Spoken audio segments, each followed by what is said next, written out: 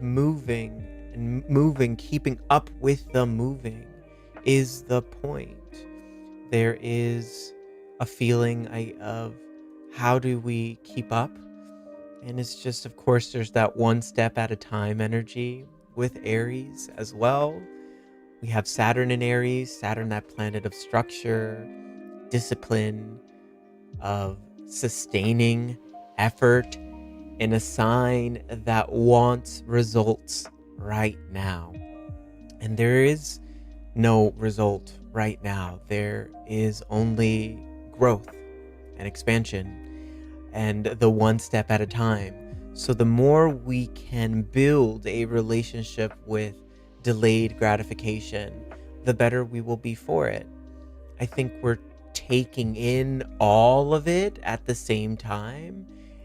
And my message to that is that the growth will happen, the expansion will happen.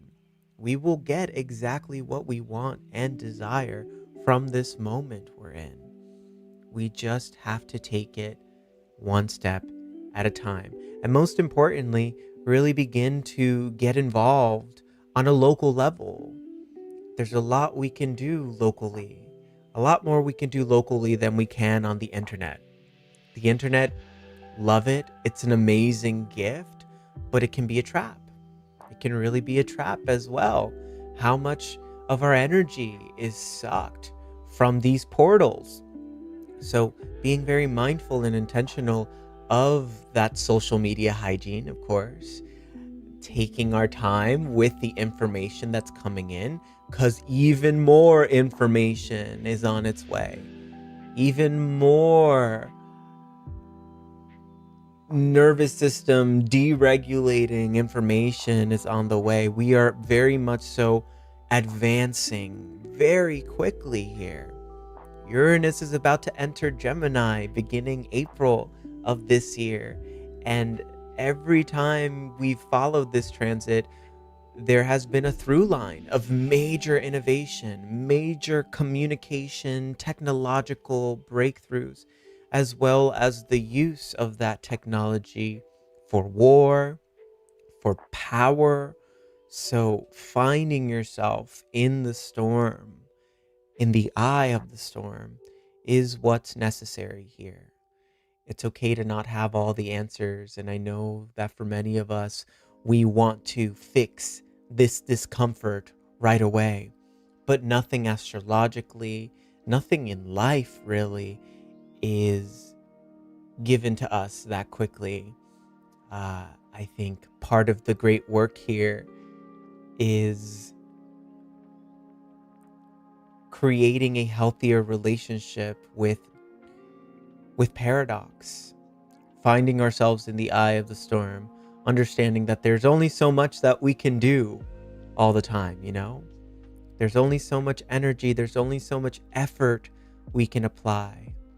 There are also other people doing this work, working as hard as they can to create solutions for us. So don't take on all the responsibility on your own. And Saturn here in Aries, which just happened.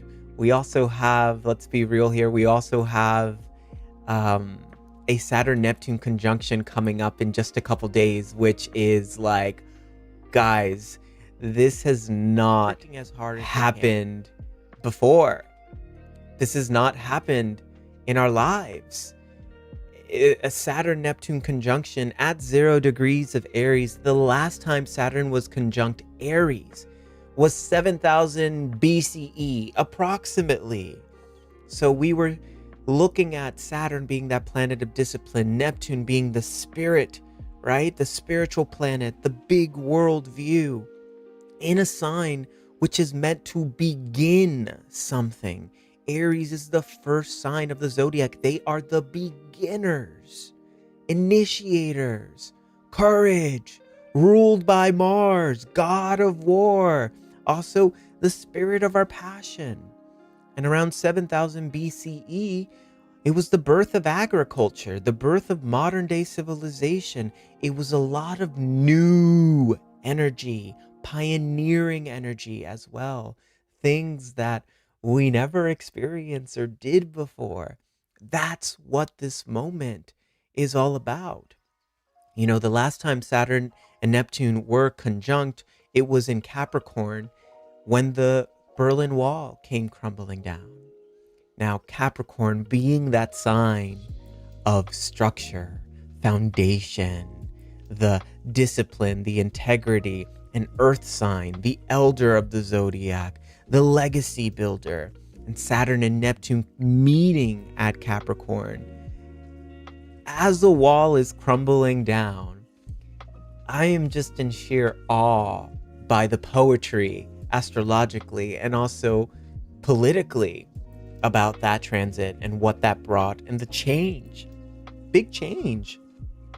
We also saw the fall of the Soviet Union during this time as well. So Capricorn, Saturn, Neptune, they came together in that way to break down the walls of something. Saturn, Neptune, and Aries, it's a different signature. We're talking about fire, baby. And something is being ignited through this transit, whatever that is. Perhaps there's going to be an acceleration of whatever is igniting through this transit. And I think something that astrologers really sleep on in regards to Aries energy is that it is very pioneering, extremely pioneering. It is that feeling in the chest, in our hearts, that aliveness of there's something that we're going to do. We've never done it before, but I got to do it anyway. You know, once upon a time when people were looking out at the horizon, everyone thought the earth was flat and that you can literally fall off the edges of the earth.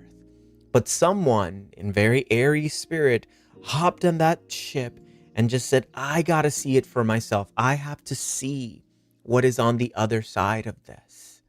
To which, in a very Aries way, they hopped on that ship, their heart rate pulsating, dun dun dun dun dun, and they said, fuck it, I gotta go and do this anyway. And look what they found. Look what was discovered. That is Aries energy. It's the energy of, I don't know what's on the other side of this, but fuck, I gotta find out. I gotta find out. I think Saturn in Aries here brings a test, right? Saturn being test, Saturn being restriction, and the spiritual nature of restriction and the lessons that come through that, the lessons that come through discipline as well. And in Aries, we're looking at the structure of our courage, the structure of our aliveness, that thing that makes us go, I feel invigorated by this. I'm so glad I met myself on the other side of this as well. Wow, I did it. I can do it. You know, Aries says, I can do that, even though they've never done it before. And it's just that sheer will that makes the Aries archetype so beautiful. I think all of this fire energy coming online in relationship to the year of the fire horse is so perfect. Everything is by design, guys. Like, you can't make some of this stuff up. Horse being that sort of sturdy workhorse. That term workhorse, very much horse energy. 90s babies, where you at? We are the horse. We hear the horse, born in the year of the horse. So there's this sort of like, we've come into this world to build, to really be steady here. Add that element of fire. It's like keeping the energy going, keeping the work, making sure that that work is aligned with the passion, with the drive, with that instinct, with that aliveness, and really showing ourselves here that we can do this. We can absolutely do this.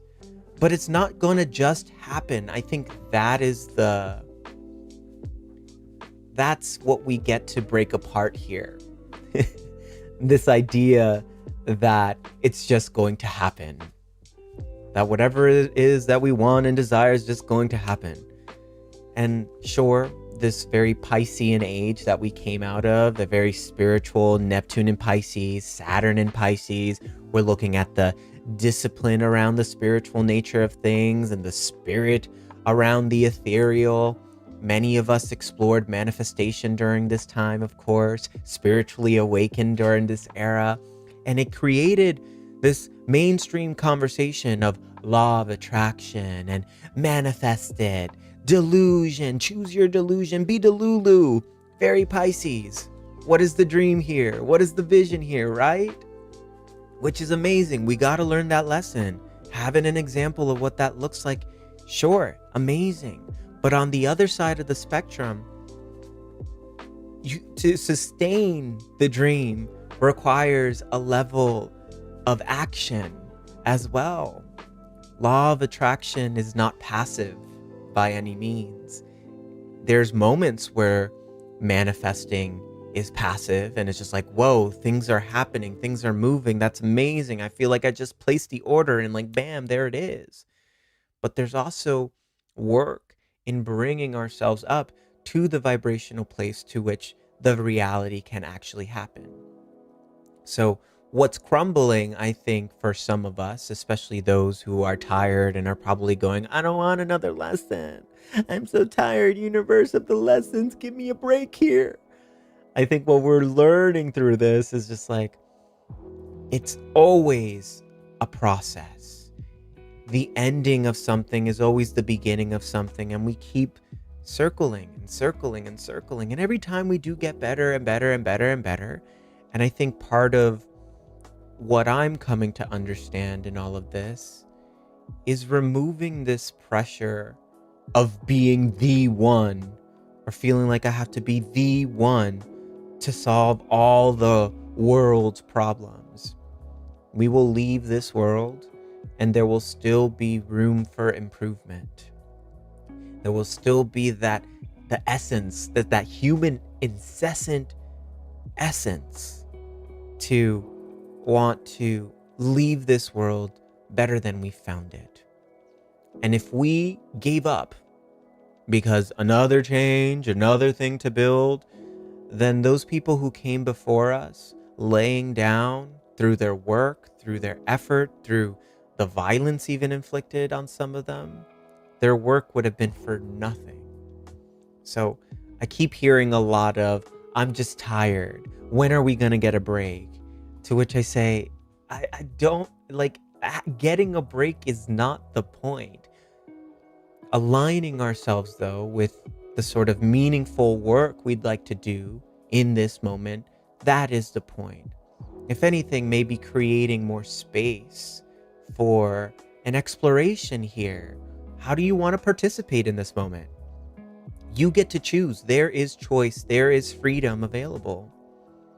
I know we're spending a lot of time looking at lack of freedom, the sort of stifling of freedom, especially through these oppressive, like, systemic abusing as structures.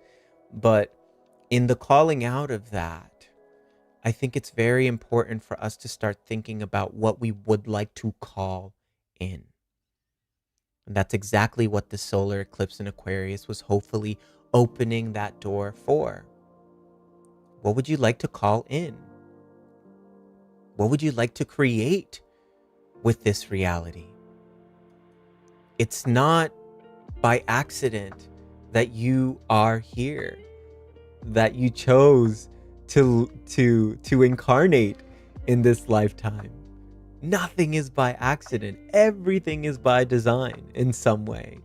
And if we can really learn to embrace that, it becomes quite humorous even, of just like, these cycles. That's why I love astrology so much, is because it tells us exactly where we are in this cycle, what we're meant to learn from this cycle, and how we're meant to move through it.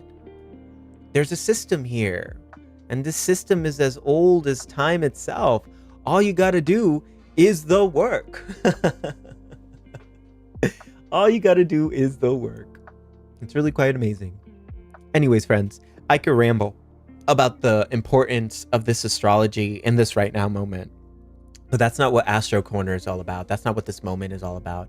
I want to start relaying and offering and opening the space up for you now to ask your questions. What questions do you have? We can talk astrology. If you're asking for guidance, you can go ahead and drop that in the chat. opening up the space for us to also learn from our shares, from one another.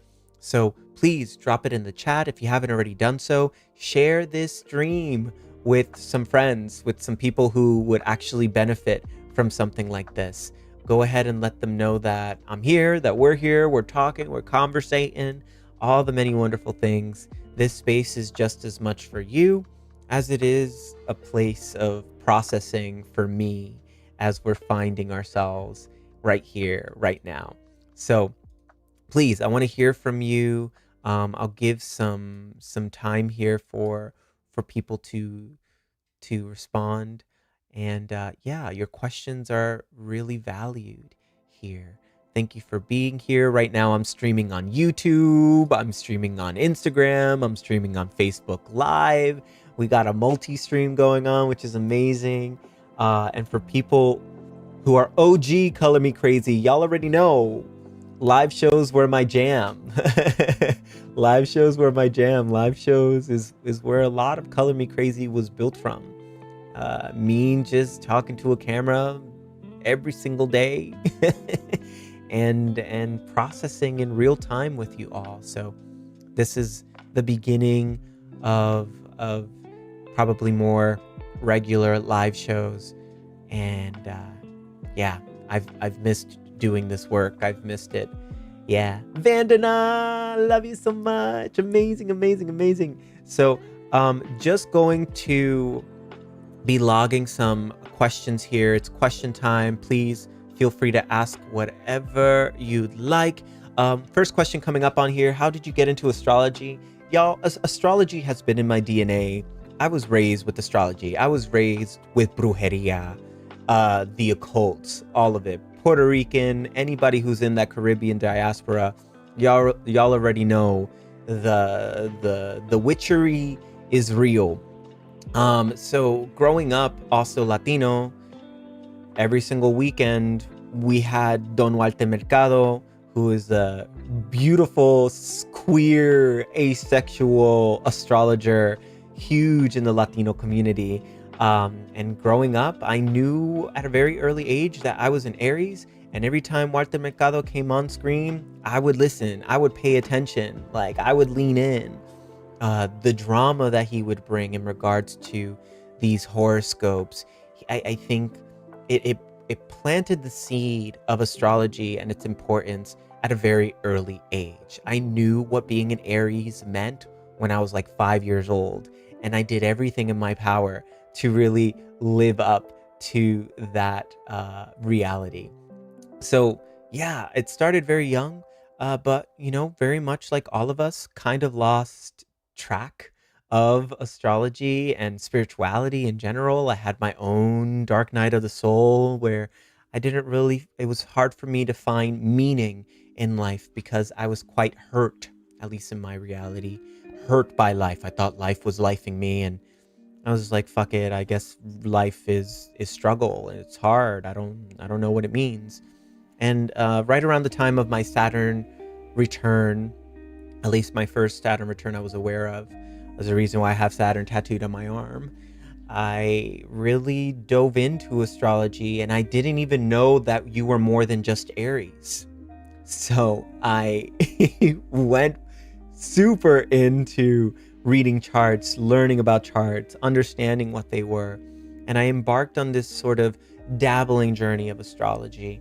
Now, over the past few years, I've really seriously started learning it. My library is growing in regards to astrology books, and it really was just an anchor for finding peace with the uncertainty that we were living in. I loved how paradoxical astrology was, in that astrology, it is the art of paradox and learning how to be in the middle of that paradox.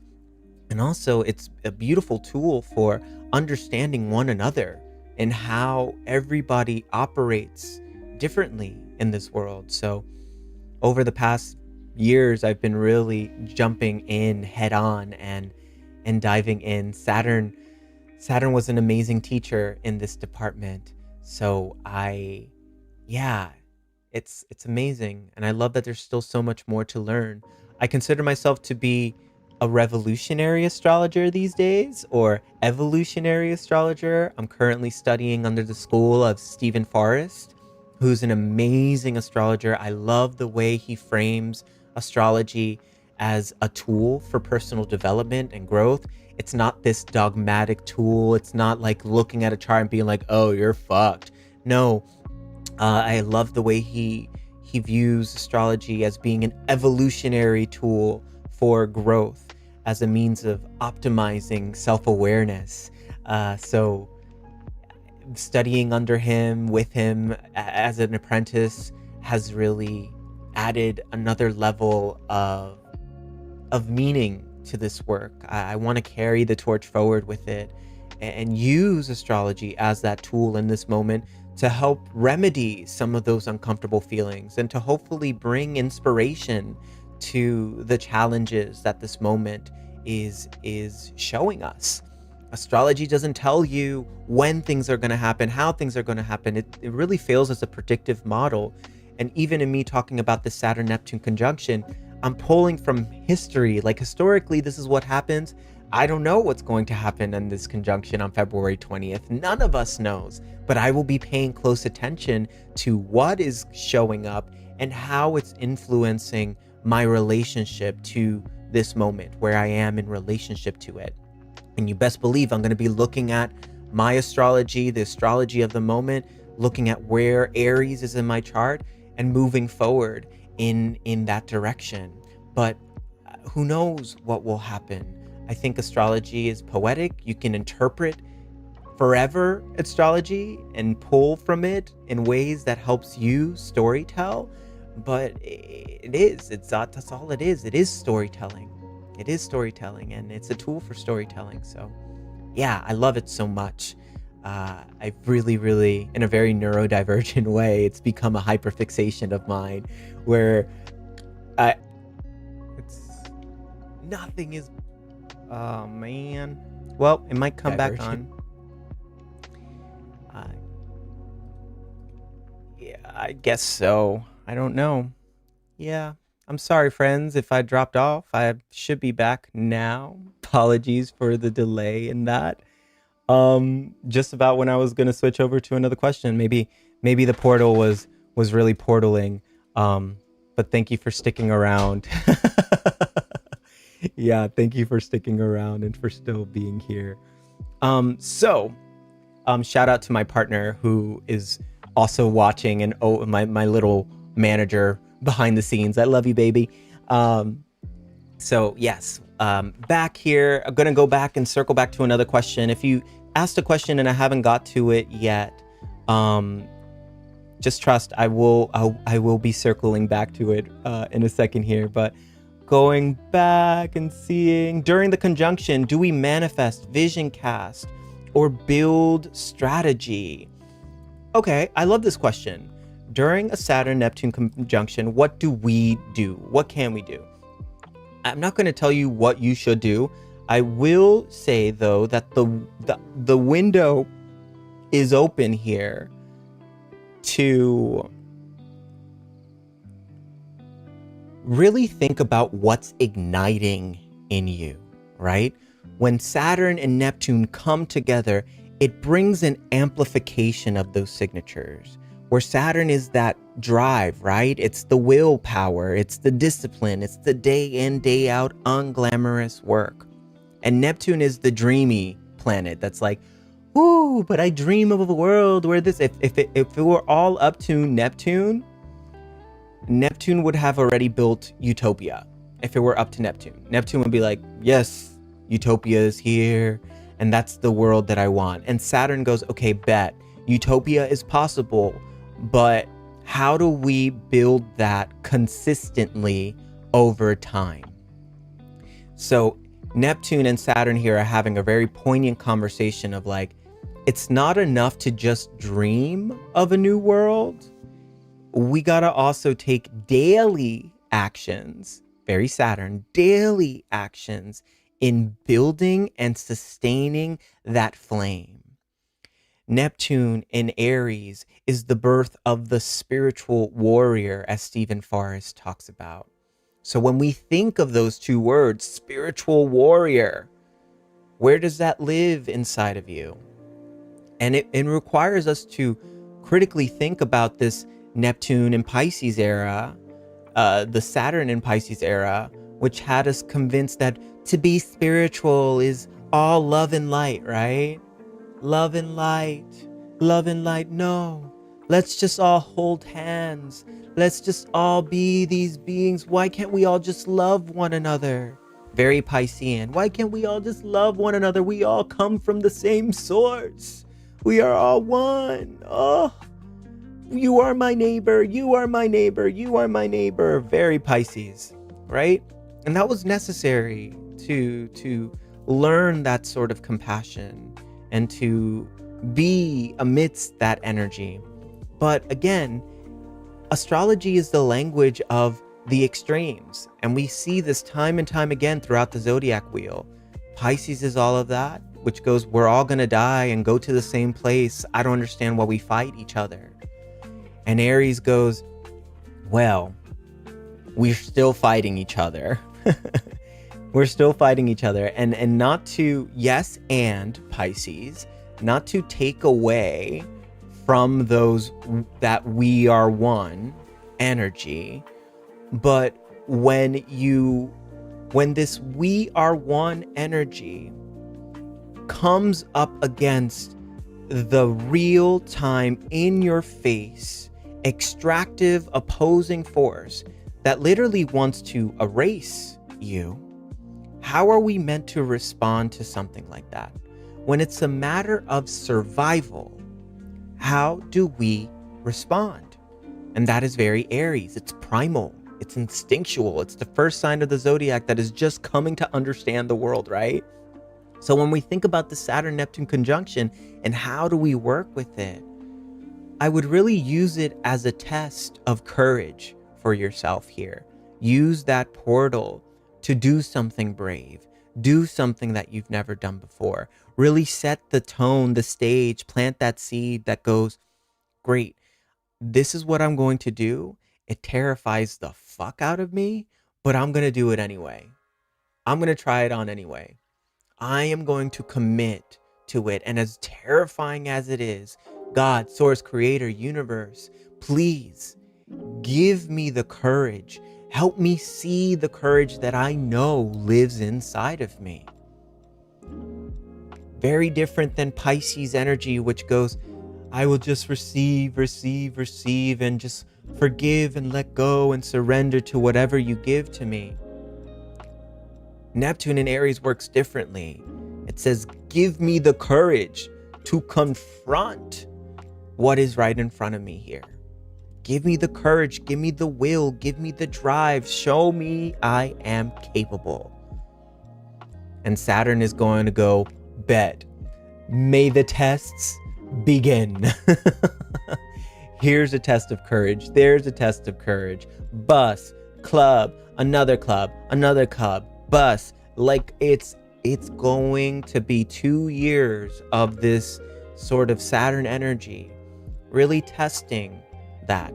Now, where Aries lives in your chart is going to tell you the environment through which this sort of exploration is going to play out, right?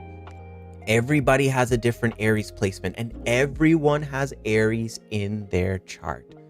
There's at least a house Aries is cozied up in. Although you may not have planets in Aries, you definitely have a house that has some Aries energy in it. So I would look at your rising sign, I'd look at where Aries is in your chart, and that'll give you an idea of the environment through which this test of courage is going to be seen played out. Okay? So pay very close attention to the house. For me in particular, all of this energy, Aries energy, is in my 7th house of relationship. It is a house of relating to other people, romantic relationships, business relationships, collaborative relationships, all forms of relationships. That is where my Aries energy lives.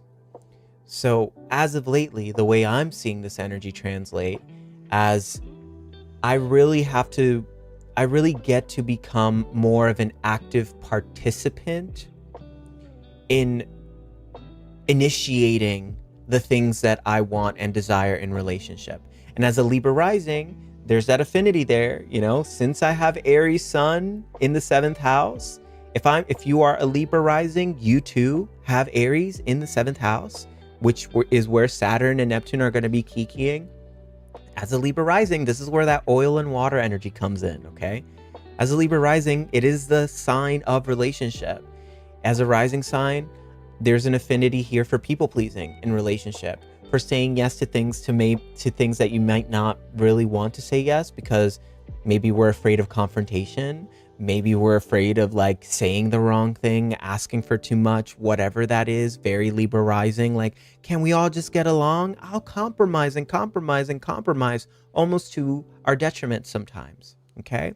And the Aries lesson here in this house is going, can you also be your one and be in relationship with other people?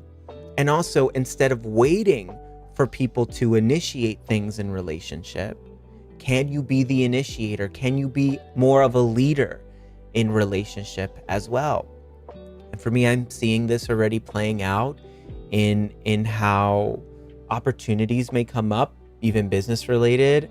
And I'm just like kind of waiting for them to cue how I should show up in that relationship. And I think I got to reverse engineer it and being more brave, setting the tone and the stage, asking for what the things that I want and desire in relationship, especially the things that I might be a bit too hesitant to ask for. And again, it's not just romantic here. It transcends just romantic relationship. We're talking friendships and all of that. Another example is I'm seeing that I'm not typically the one to reach out in regards to my closest friends. They tend to be the one who reach out to me. And I'm starting to realize, wow, there are certain things that I want in regards to community and connection. But if I am just waiting for things to come to me, that is where it gets a little clunky.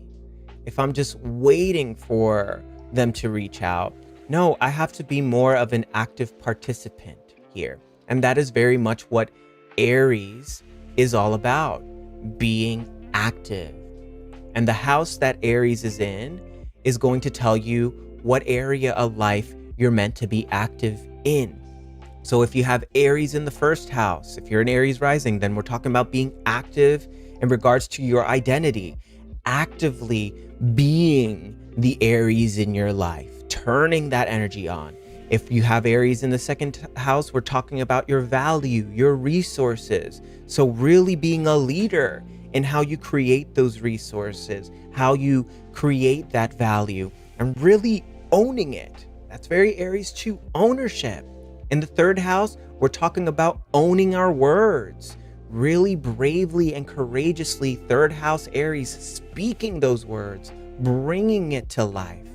That would be very much aligned. So like Aries rising, you have Aries in the 1st house. Taurus rising, you have Aries in the 2nd house. Gemini rising, you have Aries in the 3rd house. If you are a Cancer rising, that means you have Aries in the 4th house. So we're talking about an emotional foundation here. What is my emotional foundation, and how can I be more of a leader in this space? I wouldn't be surprised if during this transit, you'll have to step up in your family. Be more of a leader in your family, setting the tone, setting the stage, really breaking those generational cycles and pioneering a new form of family in your life. All right. If you're a Leo rising, that means you have Aries in the 5th house. So we're talking about the discipline, the structure, around passionately creating something in this world. We're pioneering creativity, sharing something, being first at a creative form of expression that has some teeth in it, that has some grit in it, sharing the things that we're afraid to share. Very Aries, courage, right? If you are a Virgo rising, that means you have Aries in the 6th house. So we're talking about, how can I be a leader of service? 6th house of service. How can I boldly be a contributor of service here? What if I'm wanting to be of service in this world, then I also have to be a leader in that space if I'm not seeing or finding the spaces that feel most service oriented for me. So like really the daily work of it all, what does that look like for you through the lens of Aries? Okay, if you are a Libra rising, we talked about it, Aries in the 7th house. How can I be more of a leader in relationship? How can I be more of an initiator instead of passively just expecting relationships to just, we're comfortable just saying okay.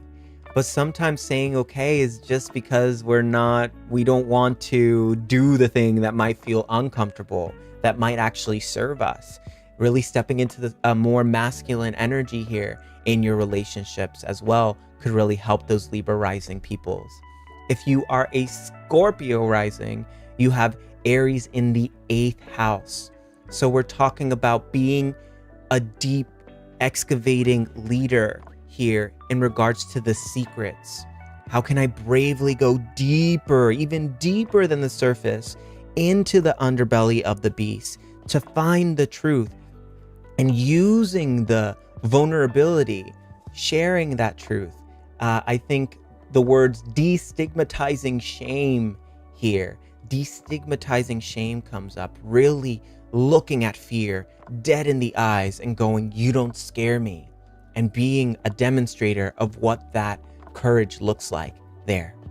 If you are in the 9th house, if you are Sagittarius rising, that means you have Aries in the 9th house. So we're talking about pioneering philosophy here. Really go down the deep rabbit hole. Go to all the side quests. Adventure. I think of the Fool card here. Throw yourself in. Immerse yourself in different cultures, different philosophies, different ideologies, and then pioneer a manifesto of sorts for us to live by during a time like this. Like, we're talking about reinventing that spiritual language to meet the times that we're living in. Very Sagittarius rising, very 9th house energy. We're expanding our worldview. Cancer risings. This one also applies to my baby, my love, who's also probably watching this live. I'm going to read you for a little bit here. And I'm reading also any other Cancer rising in the house as well. What do you want for career? 10th house is all about career. What do you want to do with your life? What do you want to pioneer with your life? It's like there's already a natural ick here in regards to Cancer rising in the 10th house to do what everyone else is doing. It's like, so how can we be original in regards to leadership, in regards to the career we'd like to pioneer in this life? We're not meant to do it like everybody else. We're meant to try it on in a different way. So Cancer rising 10th house Aries, like in regards to the form of leadership, the legacy you want to build, how can we bravely go about creating that and doing the day in, day out Saturn work, which is not fun, of making that a reality? You have a vision for a career. You have a vision for that sort of thing you'd like to create. Ikigai really comes up here with Cancer rising. And so, like, go for it, do it, and do it every single day. Instead of waiting for things to feel right, Cancer rising, instead of waiting for things to feel right, Cancer rising, initiate action and letting the action inform the next step and the next step and the next step, okay? If you are a Capricorn rising, you more than likely, if you are Capricorn rising, we're talking about, we talked about, hold on. Going back, Sagittarius rising, hold on here. I'm probably going in circles a bit. Cancer rising, we talked about Cancer. Capricorn rising, oh my gosh, guys, I probably got my numbers wrong. I'm sorry here. Late Pisces rising, Aries in the 1st house. Give me 1 second, circling back. Gosh, I got so excited here. Cancer rising, 10th house. Yes, you're right. You are right. I was thinking Aries rising, Aries in the first house. I always do this, and we got to go backwards here. I went forwards, and we got to go backwards. Taurus rising, Aries in the 12th house. My bad. But that's what it is. That's what it is. I went backwards here. Taurus rising is, Taurus rising is Aries in the 12th house. So we're thinking of the spirit, right? We're thinking of spirituality. Aries rising was spot on, where it's all about the self, for sure. Aries rising spot on, all about the self.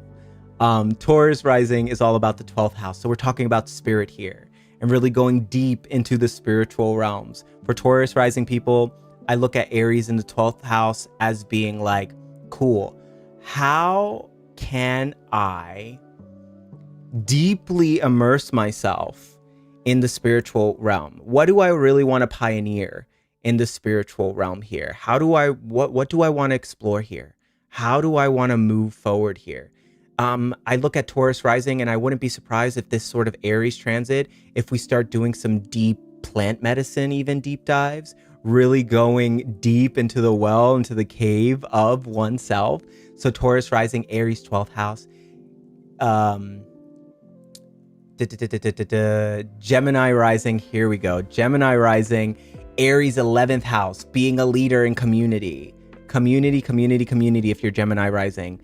Really going deep into those realms and being more of a leader in those spaces. And I think of Gemini rising as being such a good conversationalist, right?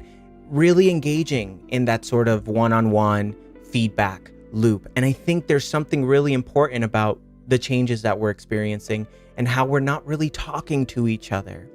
So there is room here with Saturn in that 11th house to really be more of a leader in creating conversation where we're really listening to one another here. Cancer rising, we talked about that. That still applies. Aries in the 10th house, we're pioneering career. What career? When we think of being a leader in that realm, when we think of your legacy, really building a legacy here, a legacy that is rooted in that care and that meaning in the heart that Cancer rising is all about. What does that look like? How can we bravely go about creating it? Okay. Leo, we're looking at 9th house Aries. So we're expanding our worldview. We're maybe going on many side quests, many adventures. And we're being more of a leader here in regards to those philosophies. What philosophy do we want to try on right now? And how can we bring that philosophy to the next level? Leo is expressive. They command a room. And also, let's be real here, Leo, this is a major year for Leo risings. Leo rising, Leo sun, moon, rising. If you have north or south node in Leo, major year.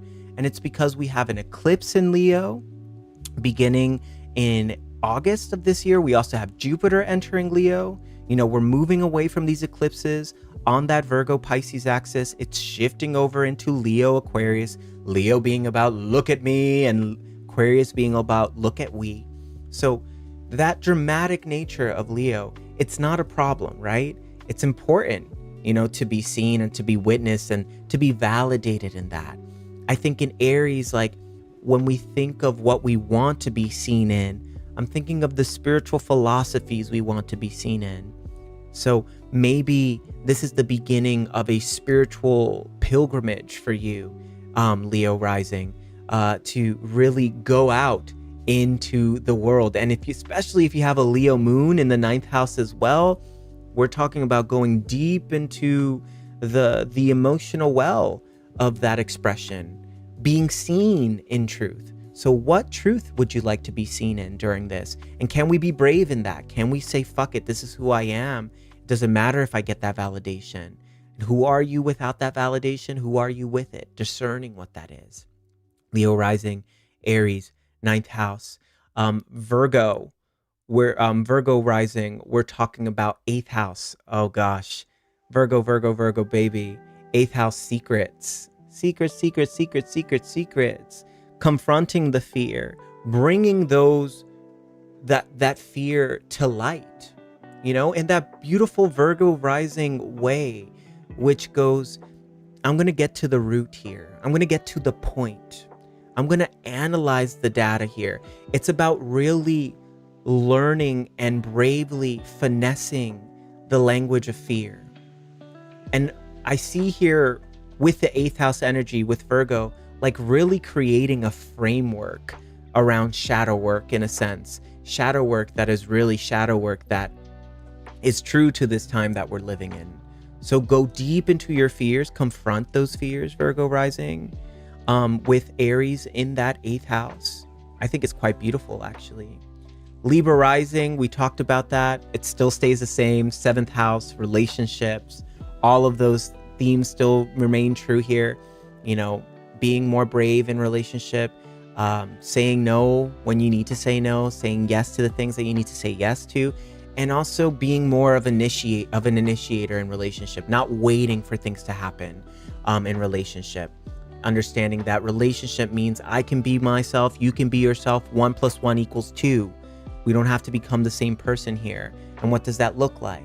What does it look like to find a middle way as well in relationship? And being more of a masculine force in your relationships. Very, very, very, very amazing. Scorpio rising, we're talking about service, Aries in the 6th house. So Scorpio rising here. I mean, you're not afraid of the shadows. You're not afraid of the truth. I think trusting your truth is where this Aries energy is going to start helping you, because a lot of people do a lot of this of like, I want to be of service. I want to see you of service. But Aries in the 6th house with Scorpio rising goes, show me then. Show me. And if you're not, I'm going to call you out. You said you were going to volunteer for this. It's how long? Like, people are relying on you. People are depending on you. Are you going to show up, or are you going to just like talk about it? So I think there's this beautiful synergy here between Scorpio and Aries in the 6th house of really bringing these themes of service to, the necessary standard that we need to be at. I look at it as a triage of sorts, a serviceful triage, where there's room here for you to be a real leader around maybe the service oriented environments that are a little scarier, that are a little confrontational, that are a little like, it's not for the faint of heart. So I would say here with Scorpio rising, you would really benefit from maybe working in spaces that require you to be action oriented in a way that you really have to think on your feet and make life altering decisions wherever that is. I think of the show The Pit. If anybody's seen The Pit, that is a very Aries like 6th house energy for me, of working in a very intense situation where you are of service, where you have to tell the truth, you have to make quick decisions. And it's very Scorpionic too, because it's an environment that it's shadowy, and shadows really come out in hospitals, especially when people are hurt and are in pain. So, Scorpio, I love this for you. I didn't realize we were going to go on this Scorpio tangent. That's fun. Sagittarius rising, we're talking about Aries for you in the 5th house. I know we were talking about Aries in 9th house, but it's Aries in 5th house. My bad. Aries in 5th house. Again, what do you want to create? What do you want to create in this world? What truth do you want to speak with your creativity? What gospel do you have to translate in that creative space? And now, creativity can live in many different ways. We're talking about creativity as an artist, sure, visual art, music, maybe you write a book, who knows? But creativity also lives in the kitchen. Creativity also lives in connection. Creativity is whatever we give life to. So when we think of Aries energy in that 5th house, what are we giving life to here? What comes online when you think of that? What's that thing you'd like to give birth to that you're like, but that's a little, I don't know if I really want to do that, or maybe it scares you a little bit, who knows? The Aries energy coming online says, fuck it. You have the intellect, the heart, the fire, the drive to really do something here.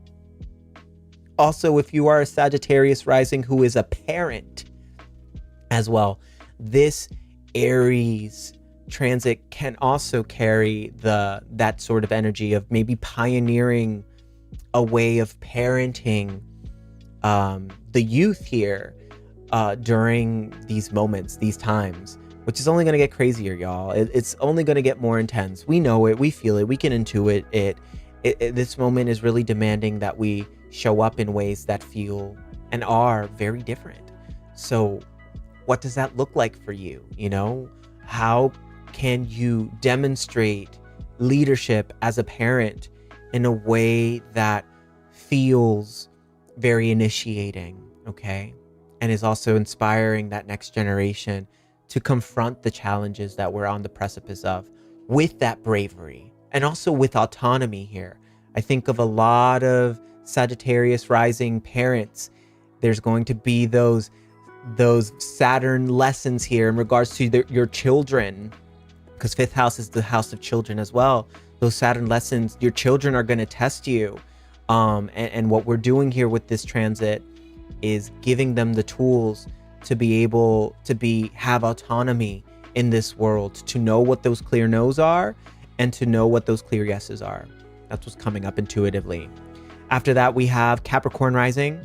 So we're talking about Aries in the 4th house, family problems.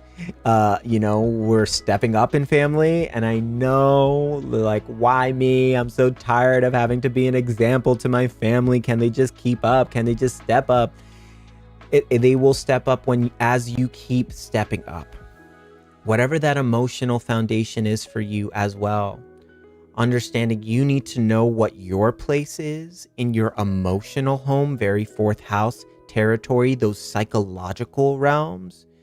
Really knowing who you are there so you can effectively lead, not leading because you feel obligated. That is a very Capricorn rising trope. It's like, oh, we martyr ourselves, Capricorn risings. Capricorn martyr. It's like, oh, if I don't do the work, no one else is going to do it. But we want to do the work in a way that feels alive. Very Aries. They want to feel alive as they're doing this exploration, right?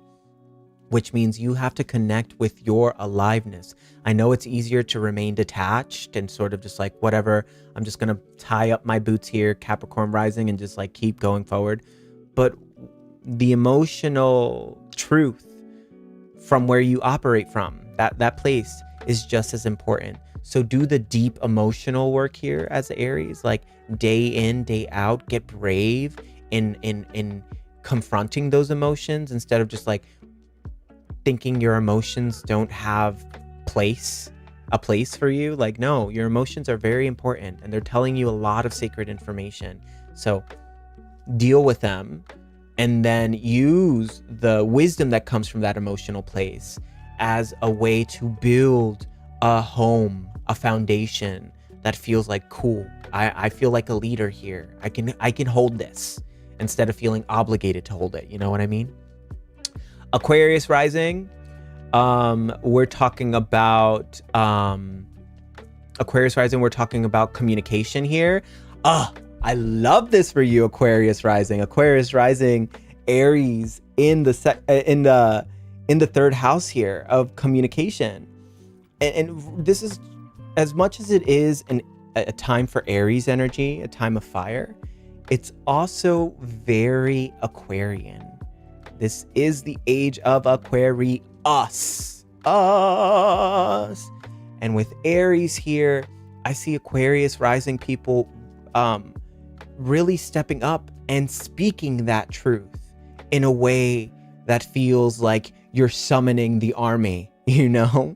I think there's going to be a lot of growth for you here in regards to that, the intellect, that you have to speak in a way that goes, no, you're not hearing me. Let me say that again to you in a way that it's heard, it's felt, and understood. Like, trust your vision. Trust how right you are in your vision as well. Aries is also very much that energy of, I know I'm right. I know I'm right. I know I got it. So like, trust that. Trust your speech. Trust what you have to communicate and bravely speak the things into existence that people are often afraid to talk about. So say it, speak it, be brave, put yourself on the stage and say the things that people are too afraid to communicate. And beautiful, beautiful Pisces rising. We're talking about Aries in the second house, owning your worth. I think we haphazardly give our worth away to people because we're too much of that water who's like, sure, I'll go here, I'll go there, I'll go anywhere. And then we find ourselves exhausted and swampy because we're doing the most for others. Aries in the second house goes, but do you really appreciate it? Aries in the second house goes, I'm not going to do that for you because me doing that emotional labor, carrying the emotional labor for you, is robbing you the opportunity of figuring it out yourself. I'll be here to hold you and to carry you, but I can't keep giving and doing and doing and doing for you because you're not learning from it. So we're talking about really demonstrating worth, also demonstrating compassion as being one of the beautiful gifts we have to offer as a human race. And understanding that that compassion, yes, it's amazing, it's wonderful to offer, but that compassion also has clear no's as well. We cannot just like always be open. There needs to be channels, a canal of sorts for that compassion to flow through. And we need to really become experts here at knowing when we're being taken advantage of. Because people are a lot smarter than you think they are. And although they keep coming to you again and again and again, only because they need something from you, you have to really start owning that you already do so much for others that you don't need to, again, you don't need to keep doing the work for them. You can't. You can't be the teacher all the time. Okay? So that's the whole zodiac. If you happen to miss your sign, the replay of this will be posted on my YouTube channel. So once this live is over, you can go back on the YouTube channel, watch the replay of it, probably skip over when I went through the whole zodiac in completely backwards. I'm human. Of course, there's that Leo South Node in me who's like, oh my God, I made a mistake. I'm so embarrassed. I was doing so well. But fuck it, it's the reality of what it was. And living in my Aquarius North Node, just like, okay, that's where we're at. But here's the pivot, and I made a mistake. Now we move forward. That was such a fun moment. I feel like I was getting so red in the face. I was like, oh no, imposter syndrome. Who are you?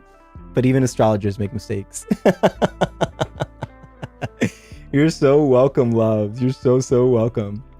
I have time for one more question. So if anybody else has a question, please go ahead and drop it in the chat.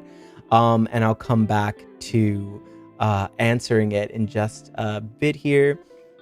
And if you just want to share your thoughts, how's that feeling? You know, where is that landing for you? If you happen to miss your sort of mini reading, then please check out the replay on my YouTube channel. It's Color Me Crazy TV. If you're watching on Instagram, you just go to the link in my bio. You'll see the little YouTube icon there, and you can subscribe and check it out. That main baby, that's my Leo South Node, baby. I'm like a rah rah rah, ooh la la. Oh my gosh, it's awesome. I'm a Taurus. Oh shit, you just got fired today. Damn. What do you think that's teaching you? What do you think that moment is showing you? So curious. Does that mean a door? I mean, yeah, of course it means a door has opened for you. To which I say, you probably already knew the answer to that here. If you just got fired, I would say are you a Taurus rising? Or what's your rising sign? Somebody just got fired, and gonna offer them some insights here. If you know your rising sign, I can kind of pinpoint where this eclipse was showing up for you and kind of give you a little guidance in regards to what's opening up.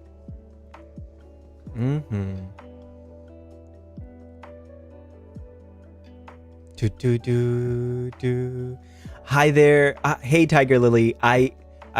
There's a comment that came in like, I noticed you correlated Virgo rising to having Aries in the 6th house rather than the 8th house. I already talked about it. I made a boo-boo. I literally just went through the whole chart again with those right placements. But thank you for letting me know. If you are a Virgo rising, you just did a very Virgo rising thing. Your feedback is received. I hear you. I honor it. Yeah, I made a mistake, and it happens. I do that when I'm trying to figure out house placements. I'll sometimes flip it. But yeah, Taurus, right? Scorpio rising for you. Okay, so Scorpio rising. Give me 1 second here. Scorpio rising.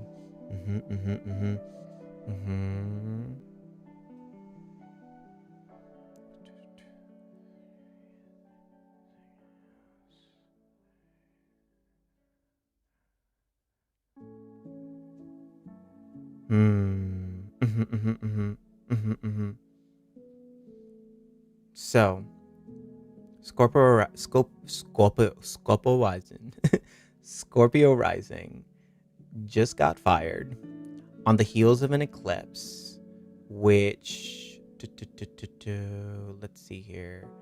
That puts Sagittarius 2nd house, Capricorn 3rd house, Aquarius 4th house. So your foundation is literally getting rocked. Aquarius is rocking your foundation here. I would ask, like, was this job something you were really comfortable with as a Team Sparkle Adventures? Was this something that you felt emotionally stable and seen in as well?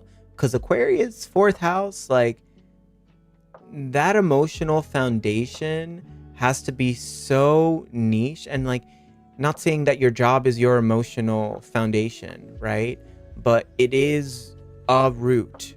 And at your root, if you feel like at home you feel more like yourself than you do at this work, I can totally see how an Aquarius eclipse could bring that sudden shift, which goes, we should feel ourselves and authentic in the work that we do as well.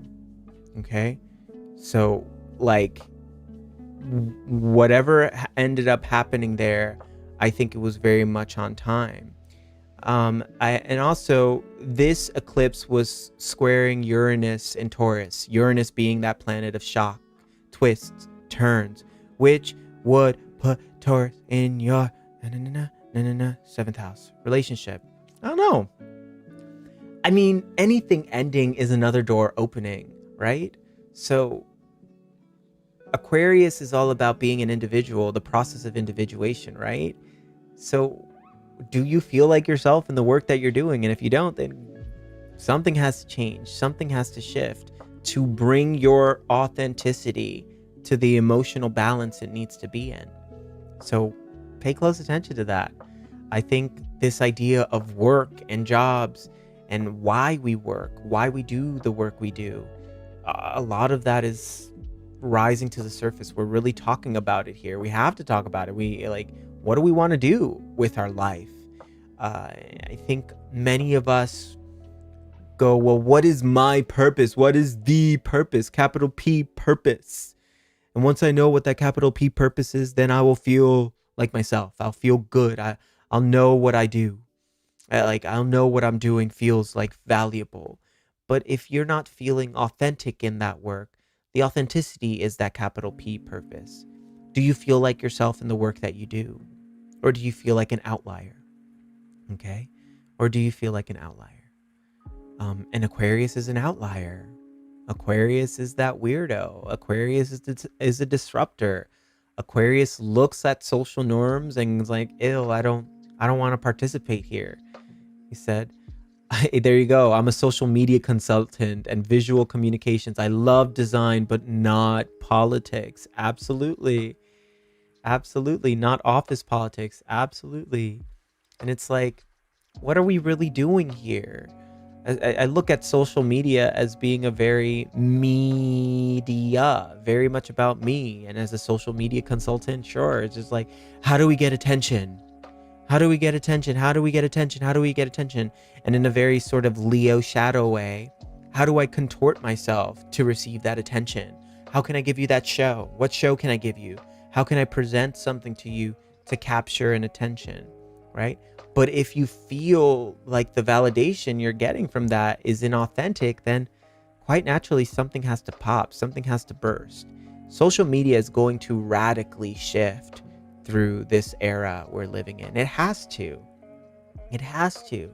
And we're already seeing remnants of it, you know, of people moving more towards this raw format that people make mistakes, you know, like I just did going through the astrology wheel. People make mistakes live and in real time. It's like, okay, cool. Well, turns out I'm not perfect.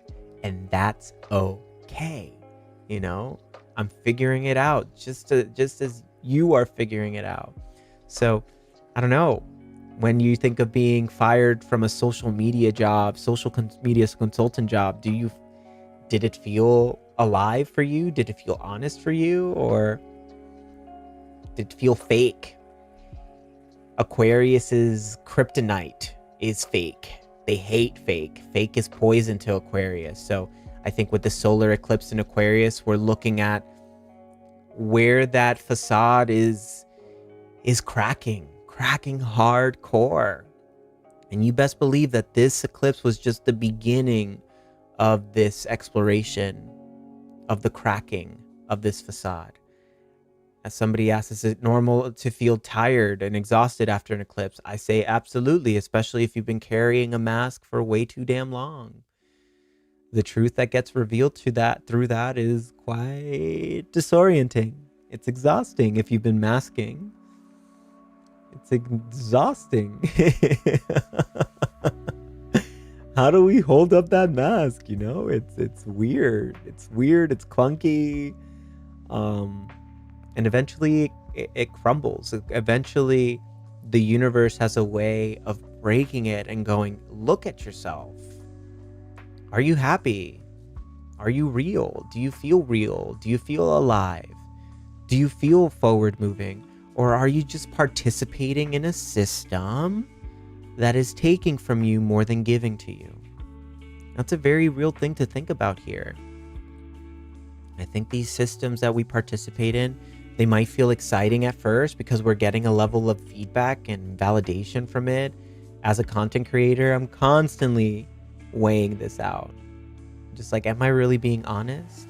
And it's in and out, you know. Sometimes it's like, you do have that polish. Sometimes I do need that script, because sometimes I do need to, you know, curate a message to capture that attention and get to the point to then hopefully lead you to a space like this where I can be off the cuff and it's received.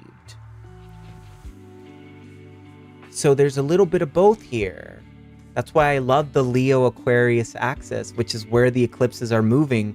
We're moving from a Virgo and Pisces to Leo and Aquarius, right? Leo is about me. Aquarius is about we. Leo says, I perform truth. I perform truth, and in that performance of truth, I get validation, and the validation I get from the performance of truth gives me real-time feedback in regards to how close I am to truth. I try on truth until it becomes truth. That is very Leo, performative in a dramatic sense, right? They have to kind of play the different roles until if they find the truth that feels, damn, I feel powerful here. I feel seen here. I feel authentic here. I feel honest here. But sometimes when we perform, you know, we get some validation and we confuse the validation for authenticity. So we continue performing, getting validation, from a place that is inauthentic. And Aquarius comes into the conversation in a very paradoxical way, which is very astrology and very Aquarius, and goes, what is truth, though? What is truth? Is truth experienced? Is it final? Is it up for negotiation? That's why Aquarius peoples, they make really good lawyers, because they can win any case. They can convince you and demonstrate how malleable truth can be. To which Aquarius, at its highest octave, goes, all right, truth is agreed upon. So we hold, I love this. Something is going off in here.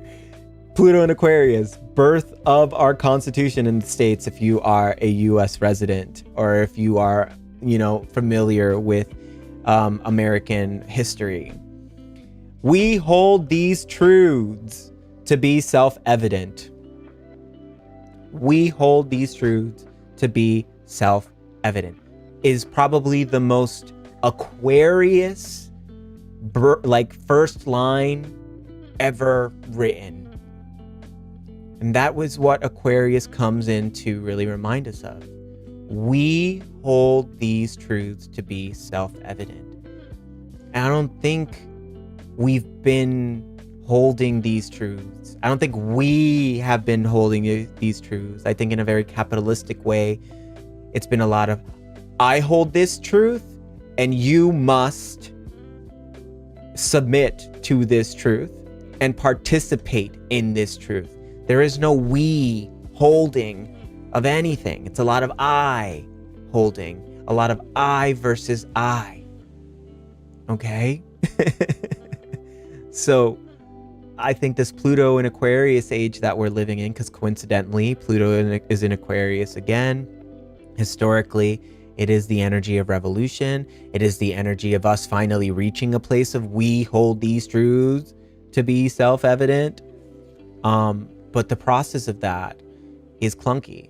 I'm watching this docu-series on the American Revolution right now, and I'm like, wow, there is this sort of like romanticism around the American Revolution, any revolution, French Revolution, whatever. There's sort of like romantic energy of just like, yes, people really came together. But we don't really know the history of how clunky the process of that coming together was.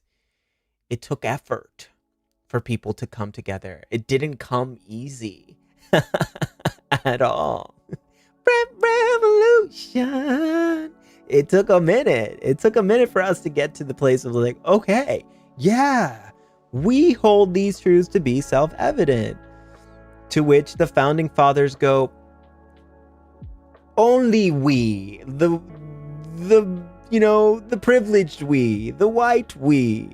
Yeah, we're fighting against the British Empire, but I'm sorry, natives, you can't sit with us. Slaves are still going to be a thing. Well, actually, the South could do their slave stuff and we cannot do our slave stuff over here. But it was so contorted. And again, there's that Aquarian energy, which it can contort truth in a way that activates people to go to collectively to create a movement. And I think knowing the history of that truth contortion is really necessary right now. How do we use this skill in a way that, sure, we create a movement, we rally, we revolution, but in a more inclusive way, in a way that actually learns from the history that has been perpetuated here.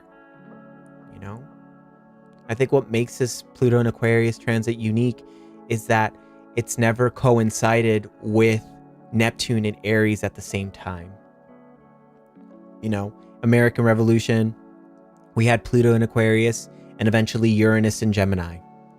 And then for the American Civil War, we had Neptune and Aries, and Uranus and Gemini, right? Uranus and Gemini is the thread throughout any major war. You do history and you will find Uranus and Gemini again and again and again. It's a fucking chaos gremlin. But like, it's just like that added, it adds a lot of that acceleration to the, what we're meant to grow into. But Aries takes on a sort of confrontative, bloody, I will die for this energy. And that's exactly, you look at the American Civil War, that's exactly what popped off, People died for their ideals. People died because they wanted to abolish slavery. And people died because they wanted to keep slavery around. So if you want to talk about Aries energy, it's very much that. It's like, here's the line in the sand and do something. Hit me. I dare you to hit me. I dare you, I dare you, I dare you, I dare you, I dare you to hit me. And of course, that can be very shadowy. But when I think of Neptune and Aries and the energy of Aries, it is very, very much that of just, what are we willing to throw hands for? And there's this idea that like confrontation or, defending oneself is not spiritual. Neptune in Pisces goes, but that's not spiritual. You would lay your hand on your fellow brother. And Neptune in Aries goes, abso-fucking-lutely. I would. I will. If their reality means I can't exist, what am I supposed to do? Just turn the other cheek, Jesus? No, I'm going to flip some damn tables. All right? I think of The Art of War by Sun Tzu. And how, they talk about, of course, violence being the last resort, being strategic in the art of war, being strategic, knowing what words to use. How do we de-escalate, learning the language of de-escalation amidst confrontation? What does that language look like? We have no fucking clue. We have no clue. We lack conflict resolution skills. So in the process of all of that, it's just boom, whatever, fight me for it. It does get to a point where like, okay, we've done enough talking. We've done enough talking, so what do we do here? What do we do here? Yeah, it is very important mentioning that people were ready to die for slavery, to protect slavery.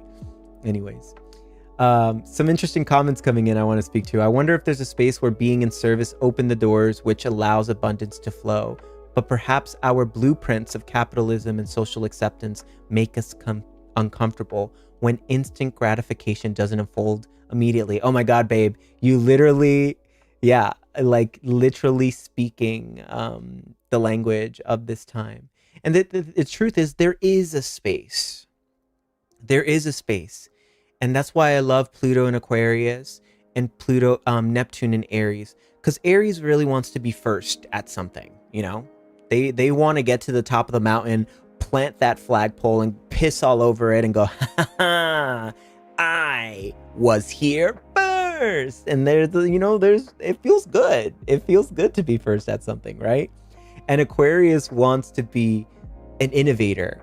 So I think this sort of being first at something and innovating at something means that, yes, absolutely, there is space here for us to really pioneer a culture in which, instead of waiting for the government to take care of us, we start taking care of us. Okay? We stop participating in the systems that keep extracting and taking and mining our information, our data, our resources. And we go, we're going to create our own paradigm shift. I think that is where the sort of more strategic approach of this moment we're in, a lot of it lives. To which I say a lot of people really just want to fight.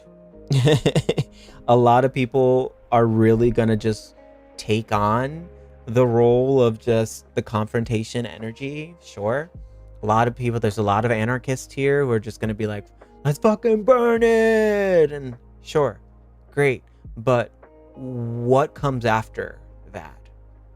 And I think there's a lot of pioneering energy available for us here to go, hey, instead of trying to get these systems to submit, very Aries, dominance, instead of trying to get these institutions to submit to what we're feeling and what we're experiencing and what we're intuiting, then how do we hardline in the sand go, no, I don't, we don't.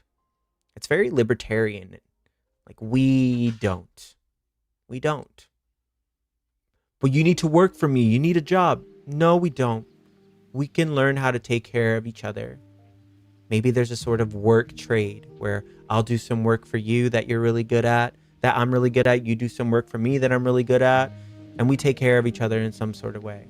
Like, money is not the only way for abundance to flow here. And I think that there's some exploration here as well, that abundance can flow in many other ways, but it does mean being of service, removing the me from the conversation, which goes, but how do I survive? How do I maintain? How do I do this? It's just like, how do we do this?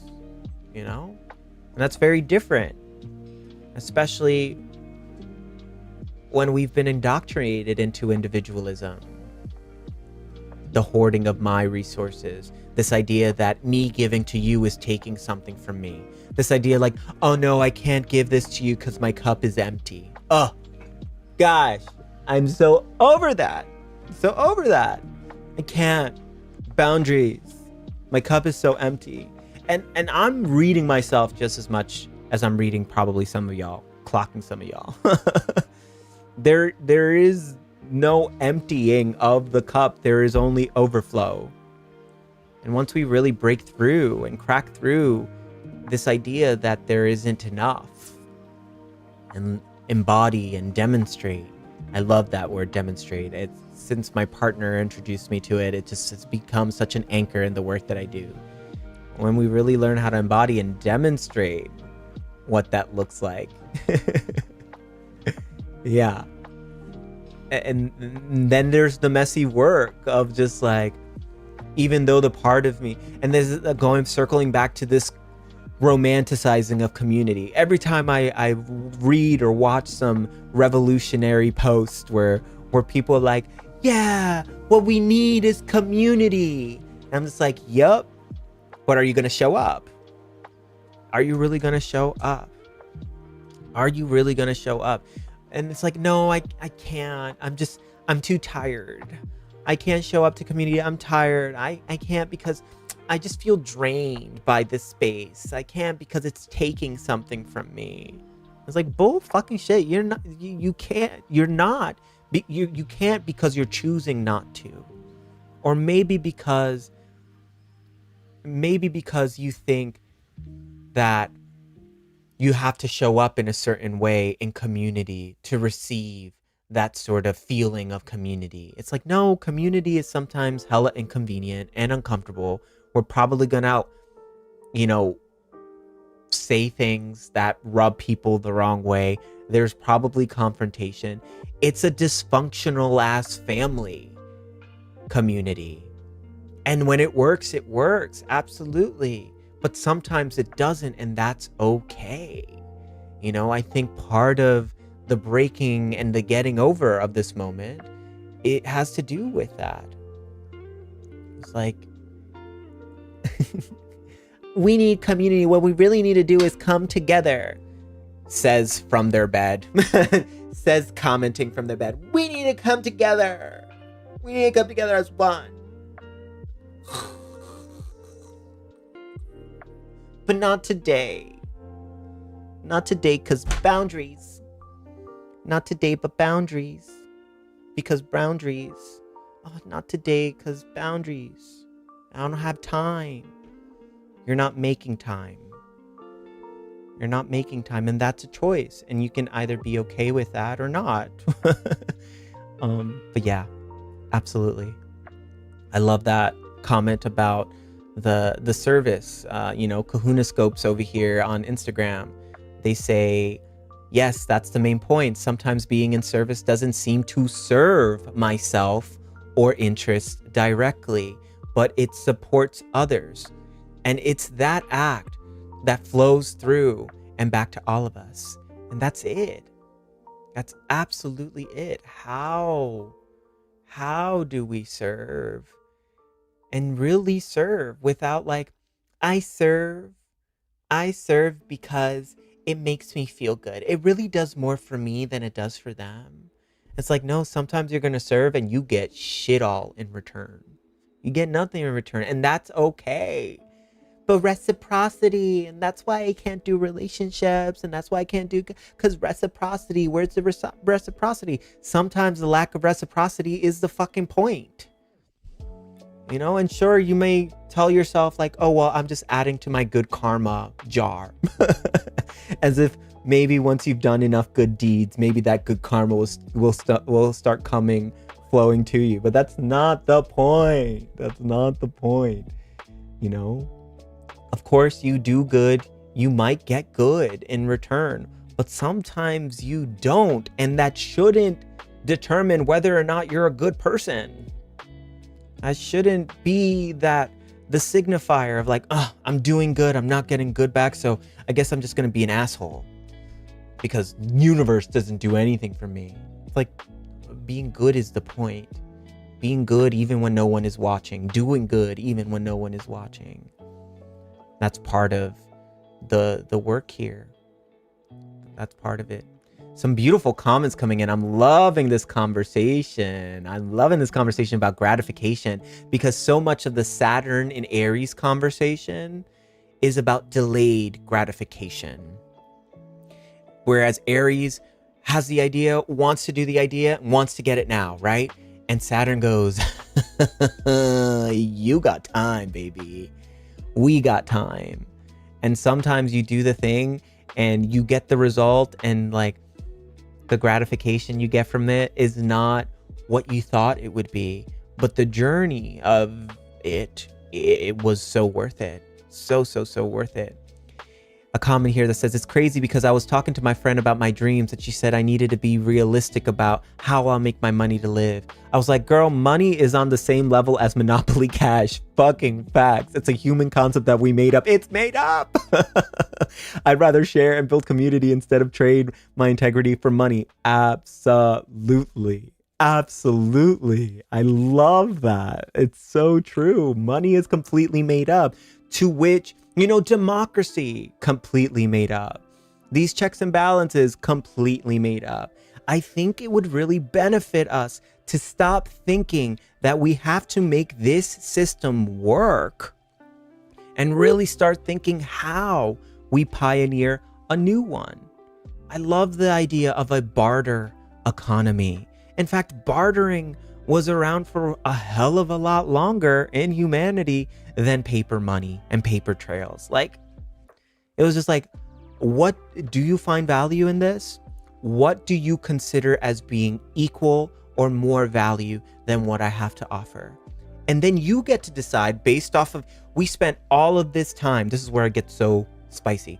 We spent all of this Pisces spiritual awakening time exploring, I know my value, I know my worth, I live by my delusion. But the minute it's time for you to ask for, that worth or give that worth, it's like we either make that worth smaller or we, amplify it to a point where it's completely inaccessible. It's either we lower that worth and go, well, I guess give me this because that's what it is. Or maybe the ego is so expansive, then we're like, that's going to be 5 easy payments of 555, 555, because I am the spiritual guru and only I can give you the secrets of life that you need. It's like fucking bullshit, okay? Like, let's be really real here about what worth is and value is. I think the most valuable resource in life is time.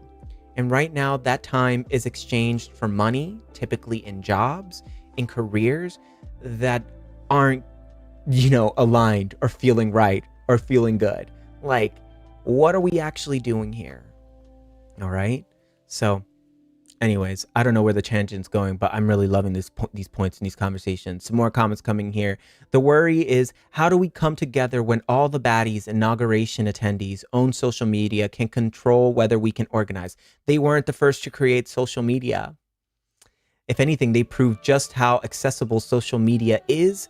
And if anything, AI is making coding that much easier.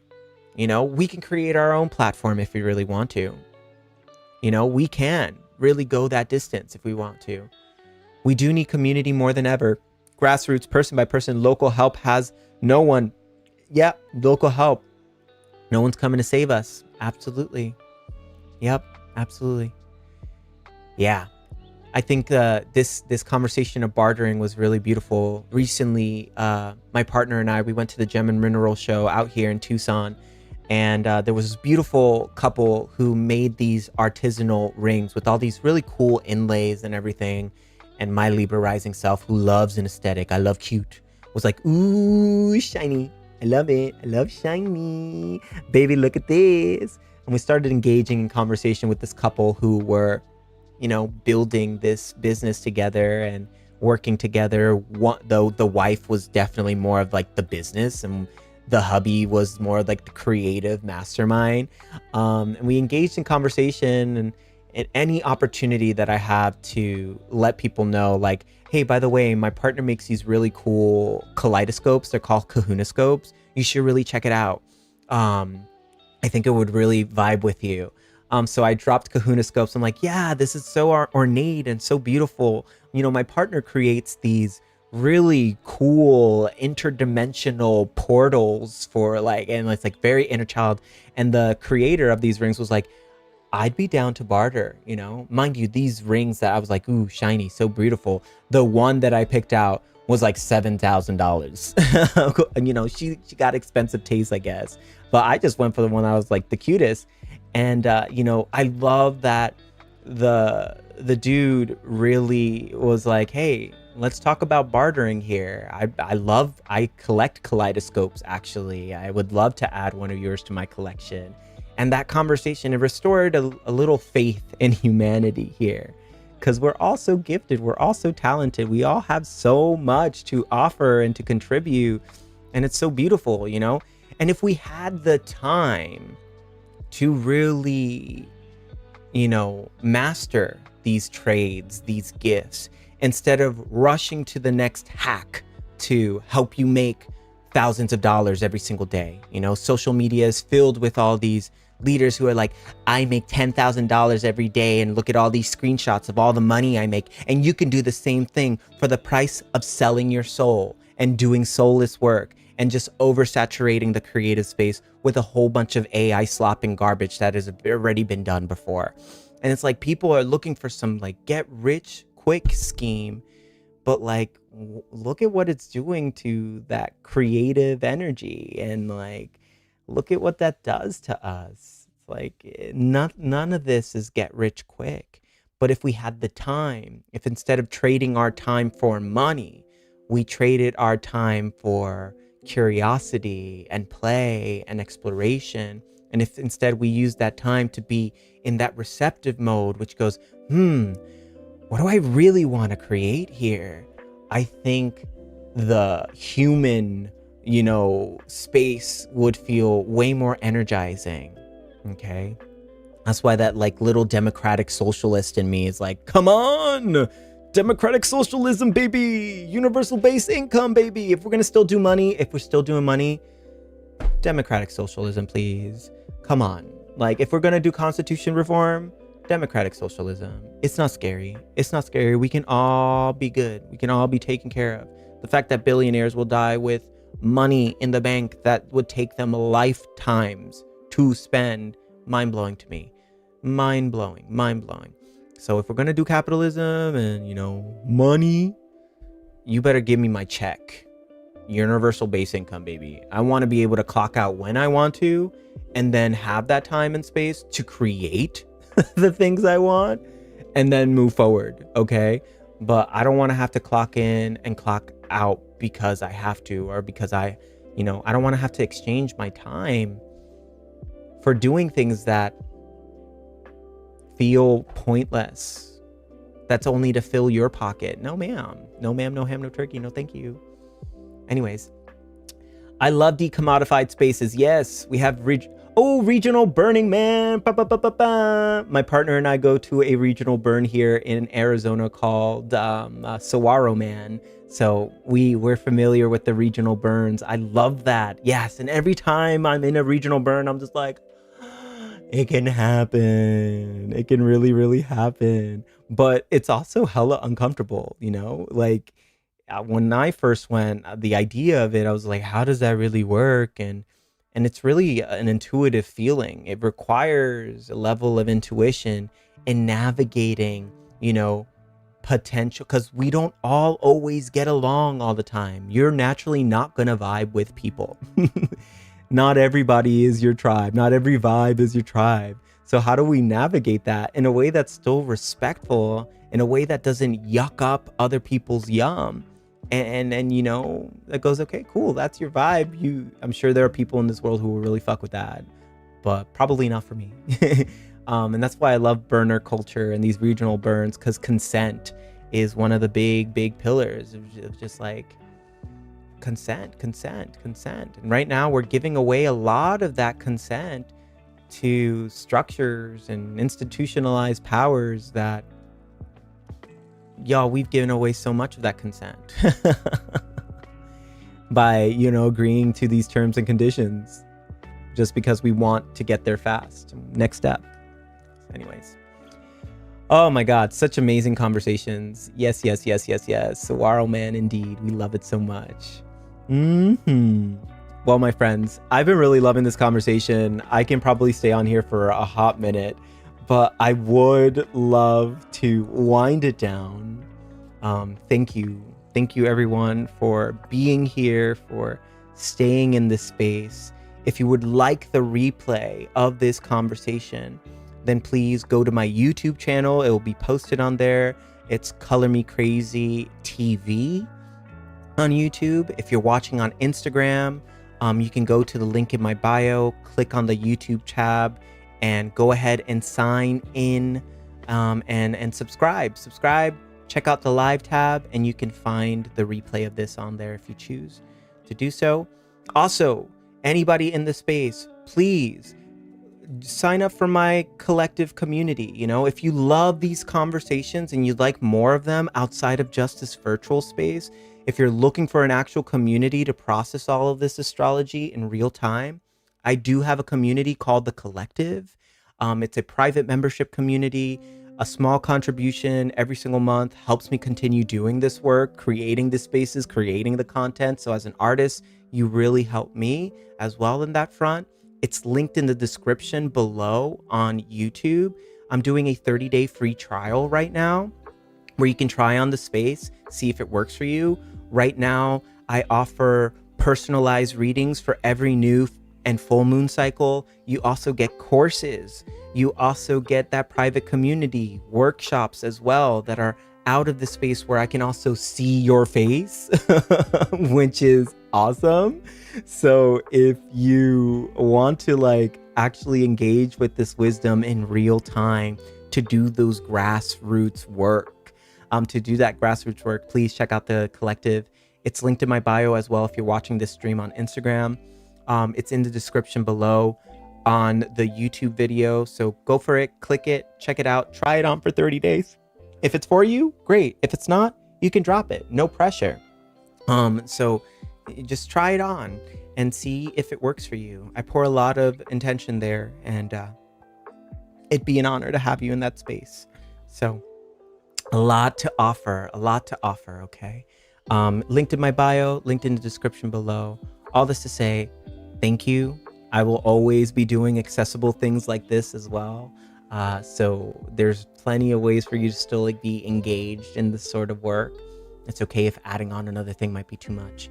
But thank you. Thank you for being here. Thank you for sticking around. Like, seeing all of you in this space. Like, we got 50 people on YouTube. We got like 20 or so people on Instagram. I don't even know what's happening on Facebook. But if you're on Facebook, I see you. I know you're watching as well. Thank you for being here. Please say goodbye to everyone in the space before heading out. Honor the space, honor the explorations, the comments, honor each other.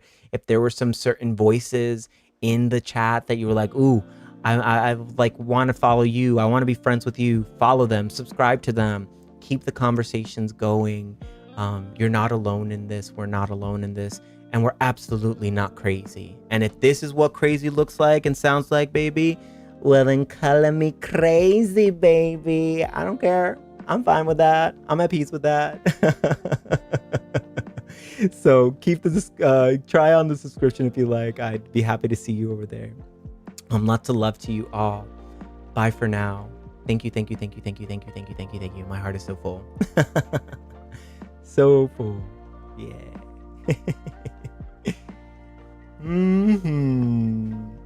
Yes, get that tub of ice cream. Taurus Sun says, I just need a tub of ice cream. Please get that tub of ice cream. You deserve that tub of ice cream. You better eat good food, heal your soul, your body, all of it. I love that. Spoken like a true Taurus. I need that tub of ice cream. Good night, everyone. Lots of love to you all. Thank you, thank you, thank you, thank you, thank you. Y'all know I'm Puerto Rican, so it's gonna take me a minute to say goodbye. Like, my bye started like a half an hour ago, but goodbye.